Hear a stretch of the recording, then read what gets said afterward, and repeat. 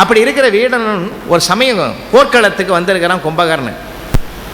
கும்பகர்ணன் பார்த்தீங்கன்னா ஒரு அபூதமான ஒரு கற்பனை உடைய பார்த்தனம். அது அவன் சாதாரணமான ஆள் இல்லைங்க. கவி சக்கரவர்த்தி கம்பன் ஒரு வரியில் அவன் அடையாளம் காட்டுறார். தோளோடு தோல் நோக்கி நாள் பலவாகும். இதை விட அவன் உருவத்தை சொல்கிறதுக்கு வரி கிடையாது. ஒரு தோளை பார்த்துட்டு இன்னொரு தோளை பார்க்கணுன்னா பல நாள் நடந்து போய் தான் பார்க்கணுமா. ஒரே நேரத்தில் அவன் உருவத்தை பார்க்க முடியாதான். அவ்வளவு பிரம்மாண்டமான படைப்பு. அவன் எப்பொழுதும் மதுவருந்தி கிடப்பவன். அவனுக்கு என்ன சாபம்னா, என்றும் நித்தியனாக இருக்கணும்னு சரஸ்வதி கிட்ட பிரார்த்தனை பண்ணுறதுக்காக தவம் இருந்தான். நித்தியன், என்றும் நித்தியனாக இருக்க வேண்டும்ன்றதுக்கு பிரார்த்தனை பண்ணுறதுக்காக உட்கார்ந்தான். சரஸ்வதி தேவி பார்த்தா, இவன் என்றைக்கு நித்தியனாக இருந்தால் இவனை யாராலும் வெல்ல முடியாது, இவன் மன அட்டூழியங்கள் அதிகமாக போடும்னு சொல்லி வரங்கேற்க வந்த நேரத்தில் என்றும் நான் நித்திரையனாக இருக்கணும்ட்டான். ஒரு எழுத்து சேர்த்துட்டான். நித்தியன் வேறு நித்திரை வேறு. நித்திரைனா என்னைக்கும் தூங்குறதுன்னு. தமிழில் மட்டும் ஜாக்கிரதையாக இருக்கணுங்க. அந்தந்த மொழியிலும் ஜாக்கிரதையாக இருக்கணும். நம்ம மொழியில் நாம் ஜாக்கிரதையாக இருக்கணும். ஏன்னா ஒரு எழுத்து கூட்டினாலும் தப்பு, ஒரு எழுத்தை எடுத்தாலும் தப்பு. பேசும்போது கூட சில சமயத்தில் தமிழ் சுவை கொடுக்கும். நான் விழுப்புரத்தில் பிறந்து வளர்ந்தவன். தென்னார்காடு மாவட்டம்.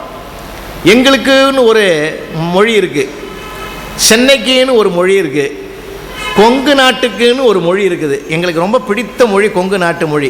ஏன்னா ஒரு குழந்தைய கூட வாங்க போங்கன்னு கூப்பிட்ற ஒரு மரியாதை தமிழ் இங்கே தான் தாண்டவம் ஆடுகிற இடம்.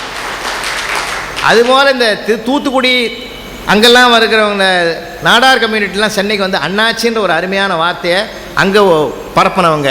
அந்தந்த ஒவ்வொரு மாவட்டத்துக்கும் ஒரு மொழி உண்டு. எங்கள் சென்னையில் அதை வெல்றதுக்கு எந்த மாவட்டமும் கிடையாது, அது வேறு மொழி. ஆமாம், ஒரு அம்மா கூட நிறைய கீரை கட்டு வச்சு விற்கிது. நான் கேட்டேன், எப்படிம்மா கீரை? நல்லா தான் தம்பி கீரைன்னுது. நான் கேட்ட அர்த்தம் வேறு, அந்த அம்மா சொல்கிற பதில் வேறு. எப்படிம்மா கீரை? நல்லா தான் தம்பி கீரை. அதாவது கீரை என்ன வேலை நான் கேட்குறேன், அது வேறு பதில் சொல்லுது. அது மாதிரி ஒரு மாதிரி மொழி. நான் சென்னார்காடு மாவட்டத்தில் அங்கே பிறந்து வளர்ந்து மயிலம் கல்லூரியில் தான் படித்து முடித்தவன். அப்போ என்ன பண்ணேன், எங்கள் நண்பர் பாண்டியன், மனிதநேய பாண்டியன் ஒருத்தர் இருக்கிறார் எங்கள் ஊரில். அவரை பார்க்குறதுக்காக நான் அவருடைய வீட்டுக்கு போயிருந்தேன். அது என்ன பண்ணார், டேய் புலவரையை வந்திருக்கிறார், சர்க்கரையே போடாமல் ஒரு பால் வாங்கிட்டு வாடான்னார். அவங்க வீட்டில் கிச்சனுக்குள்ளே போனால் அந்தம்மா மகராசி டம்ளர் நிறைய வழியை கொடுத்தா கொண்டு வந்து டேபிளில் டம்முன்னு வச்சான். வச்ச வேகத்தில் அந்த பால் அப்படியே அசைஞ்சது. நான் என்ன பண்ணியிருக்கணும், தமிழில் தழும்புதுறான்னு சொல்லியிருக்கணும். அதை சொல்லலை. ஆங்கிலத்திலேயாவது தம்பி பால் ஷேக்காகுதுன்னு சொல்லியிருக்கணும், அதுவும் சொல்லலை. நான் என்ன பண்ணிட்டேன், எங்கள் சவுத்தார்காட் டிஸ்ட்ரிக்ட் மொழியில் தம்பி பால் ஆடுதுறான்னு. போனவன் திரும்பி வந்து சொன்னான், இல்லை மாமா அது மாடுதுன்னா. புரியுதுங்களா? நான் சொன்னது ஆடுதுன்றத அவன் ஆட்டுப்பால் நினச்சிக்கின்னு, இல்லை மாமா அது மாட்டுப்பால்னு மாடுதுன்ட்டு போட்டான். ஒரு உச்சரிப்பில் என்ன ஒரு அழகு இருக்குது பார்த்தீங்களா? உச்சரிப்பில் என்ன அழகு இருக்குது பார்த்தீங்களா? அதனால தான் தாய்மார்கள்லாம் இருக்கிறீங்கம்மா, உங்களை கையெடுத்து வணங்கி கேட்குறேன். வீட்டுக்குள்ளே போனீங்கன்னா பிள்ளைகளை அம்மானு கூப்பிட சொல்லுங்கம்மா, அப்பான்னு கூப்பிட சொல்லுங்கம்மா. தாத்தா பாட்டி பெரியப்பா சித்தப்பா அண்ணன் அண்ணி அக்கான்னு உறவு முறைகளையாவது தமிழை வாழ வைங்க. உறவு முறைகளில் கூட நம்ம எல்லாருமே மாற்றிட்டோமே. தயவு செஞ்சு உலகத்திலேயே ஆண்டவனுக்கு அடுத்த சொல் ஒன்று உண்டு என்றால் அது அம்மா என்ற சொல் என்று நம்புகிறவன் நான். அதனுடைய உண்மை அர்த்தத்தை நான் சொல்லட்டுமா? ஆ என்பது தமிழினுடைய முதல் எழுத்து, அதான் உயிர் எழுத்து. ஆ என்ற உயிரை கருவிலே வாங்குகிறாள். இம் என்பது மெய்யெழுத்து. மெய்யினா உடம்புன்னு அர்த்தம் தமிழில். அந்த உடம்பை எழுத்த பக்கத்தில் வச்சிருக்கான். மா என்பது உயிரும் உடம்பும் கலந்த எழுத்து. இன்னும் ஒரு அழகு நான் சொல்கிறேன். ஆ என்ற உயிரை கருவிலே வாங்கிய தாய் இம் என்ற உடம்பை அதற்கு தருகிறாள். இம் என்ற எழுத்து 18 மெய்யெழுத்தில் 10வது வரக்கூடிய எழுத்து. ஏன் இந்த உயிர் உடம்பு பெறுவதற்கு 10 மாதம் ஆகிறது. 10வது எழுத்து இம் என்றதை பக்கத்தில் போட்டு மா என்ற உயிரும் உடம்புமாக தருகிறாள் என்பதனாலே ஆ இம் மா அம்மா என்ற அழகான சொல் தமிழில் இருக்கிறது. நாம் என்ன பண்ணிட்டோம், இதை தூக்கி குழி தோண்டி குழிக்குள்ளே வச்சுட்டு குழியில் இருக்கிற மம்மியை கொண்டாந்து வீட்டில் வச்சுட்டோம்.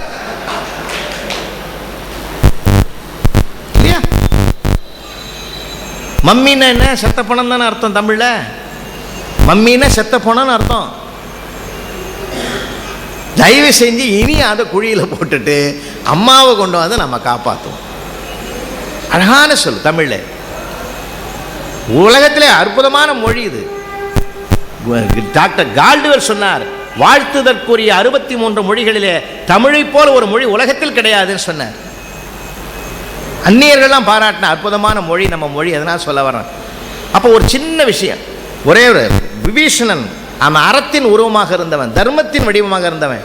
கும்பகர்ண அரக்கத்தன்மையோடு இருந்தாலும் கூட, மதுவும் மாமிசத்தையும் உண்டாலும் கூட அவனுக்குள்ளே ஒரு தர்மம் இருந்தது. அதுதான் நன்றி அறிதல், நன்றி உணர்வு. விபீஷணனுக்கு என்னடா, நான் திருவள்ளுவர் படி சொல்ல போனா நடுவு நிலைமை என்கிற தர்மம் இருந்தது. நீங்க சமயத்தில் நீங்க நடுவு நிலைமையை பார்த்தீங்கன்னா நன்றி பார்க்க முடியாது. என்னங்கய்யா, வாழ்க்கையில் நிறைய பேருக்கு அனுபவ ரீதியில் தான் சொல்ல முடியுது. நடுவு நிலைமையே காப்பாற்றணும்னா நன்றி சில சமயத்தில் முடியாமல் போயிடும். நீங்கள் நன்றி நினச்சிங்கன்னா நடுவு நிலைமையை கைவிட வேண்டிய நிர்பந்தம் வந்துடும். 2 சிக்கலானது. அதனால்தான் திருவள்ளுவர் 2 அதிகாரத்தையும் பக்கத்தில் வச்சார். நடுவு நிலைமையும் நன்றி அறிதலும் செய் நன்றி அறிதலும் பக்கத்தில் வச்சிருக்கிறார். 12வது அதிகாரம் நடுவுநிலைமை, 13வது அதிகாரம் செய் நன்றி அறிதல். இப்போ 13வது அதிகாரம் கும்பகர்ண, 12வது அதிகாரம் விபீஷண, 2 மோதுது. நன்மைக்கும் நன்மைக்கும் போராட்டம் என்றால் சிக்கல் ஜாஸ்தியாக வந்துடும். அதான் தர்ம சங்கடம். நன்மைக்கும் தீமைக்கும் போராட்டம்னா தீமை தோத்துடன் நன்மை ஜெயிச்சு. இப்போ 2 நன்மையும் மோதுது. என்ன சொல்றான் விபீஷண, அண்ணா நீ ராமன் பக்கம் வந்து சேர்ந்துருப்பா, பெருமானே உன்னை விரும்புறாருப்பா. ஏன் விரும்புறாரு தெரியுமா, நீ நன்றி உடையவன்னு நான் சொன்னேன், நீ நன்றி உடையவன் சொன்னேன். அது மட்டும் இல்ல, அன்னைக்கு ராவணனுடைய சபையில நீ பேசுற போது திட்டியின் விடம் என்ன சீதையை இன்னும் விட்டுடலையோன்னு நியாயத்தை கேட்டேன்னு சொன்னேன். அப்படி ஒரு நியாயவானா, ஒரு நன்றி உடையவனா, அவனை நம்ம பக்கம் இருந்தால் காப்பாற்றலாமே அப்படின்னு சொன்னார் ராமன். வந்து சேர்ந்துறேன். அப்போ ஒரு வார்த்தை பேசுறான் கும்பகர்ணன். அவ்வளவு மது குடித்தாலும் அவ்வளவு மாமிசத்தை தின்றாலும் அந்த நன்றி எப்படி பேசுகிறதா, தம்பி இந்த வாழ்க்கை நிஜம்னு நம்புறியா? யார் பேசுறான்? மதுவை குடித்து, அவன் குடிச்ச மதுவுக்கு அளவு கிடையாது. 600 சகடத்தடிசிலும் 1000 கட்குடங்களும் உண்டவன், 600 வண்டி சோறும் 1000 கட்குடங்களையும் உண்டவன் பேசுற பேச்சு பாருங்க. இந்த வாழ்க்கை எப்படிப்பட்டதான், நீர்க்கோல வாழ்வை நச்சி நெடித நாள் வளர்த்து பின்னை போர்க்கோலம் செய்து விட்டார்க்கு உயிர் கூடாது அங்கு போகேன். என்ன அழகான தர்மம் பாருங்க. வா, நீ உனக்கு தெரியாத ஞானம் கிடையாது.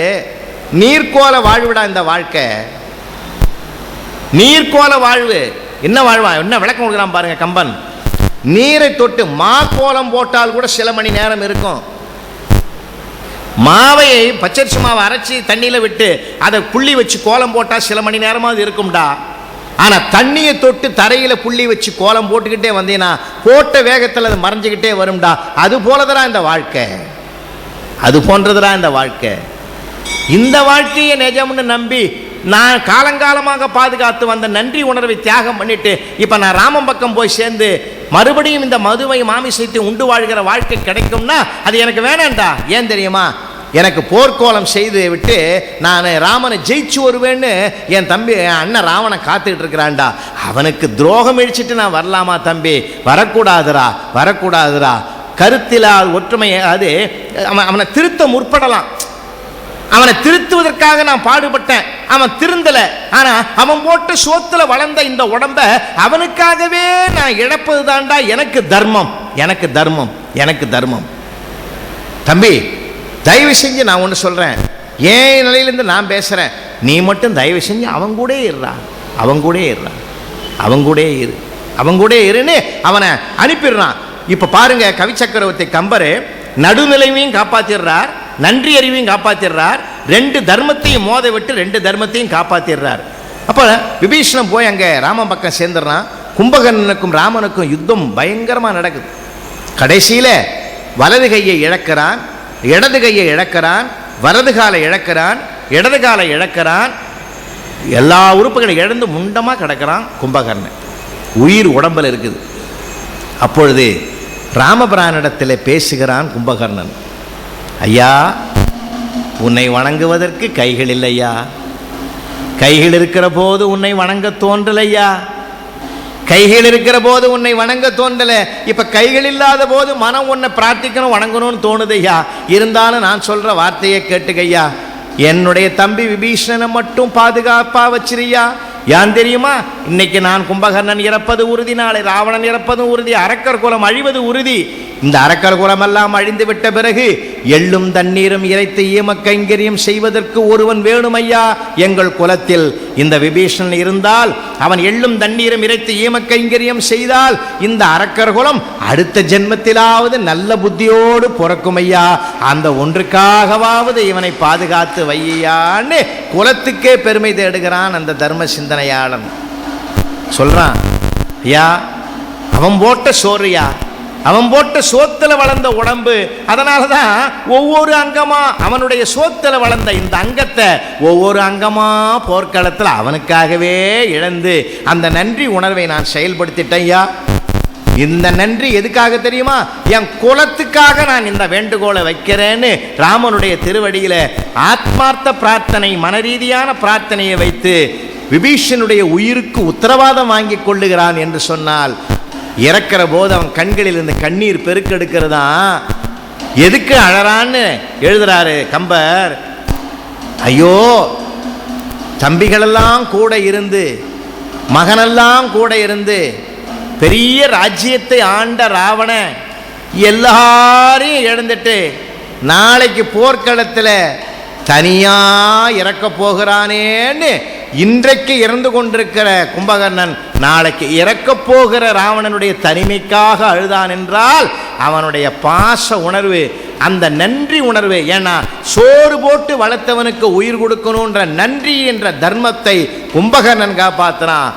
ஆதி நாள் வரைக்கும் நடுநிலைமை என்கிற நீதியை காப்பாற்றி வாழ்ந்த விபீஷணன் ராமபிரானிடத்தில் இருந்த அந்த தர்மத்தை காப்பாற்றுகிறான் என்றால், அன்பிற்குரியவர்களே, நாம் எந்த இடத்தில் எங்கு இருந்தாலும் அந்த தர்மத்தை தர்மமாக பாதுகாப்பது தான் நாம் வாழ்க்கையில் நாம் செயல்பட வேண்டிய ஒன்று.